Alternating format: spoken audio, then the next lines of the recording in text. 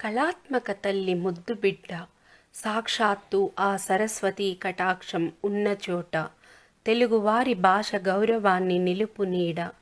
మద్రాసు పట్టినమ్ము తోటలో పులకరించిన తరంగాలు ఆ భూదేవి గర్వపడేలా చేసిన ఈ తోటా తరణి.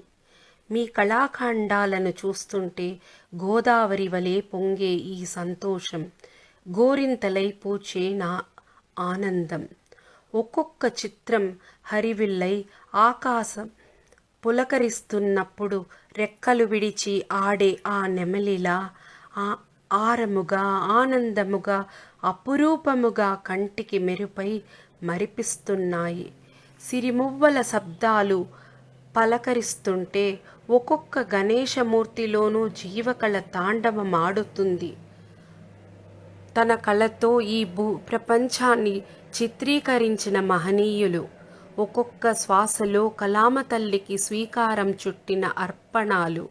రంగుల హోలాహోలీలో ఈ ప్రకృతి ఆయన చేతిలో మురిసిపోతుంది.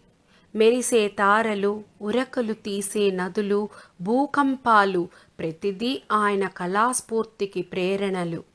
అడవులు, రహదారులు, ఎడారులు, రాజస్థాన్ అందాలు, కన్నులు మెరిపించే రంగులు ఆయనలో లీనమై చిత్ర కళాఖండాలై ఆవిర్భవిస్తాయి.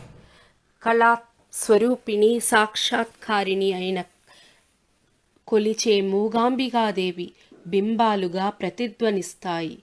మనిషి కోసం, మానవత్వం కోసం మమతానురాగాలు పంచడములో తోటాతరణి మహానుభావులు.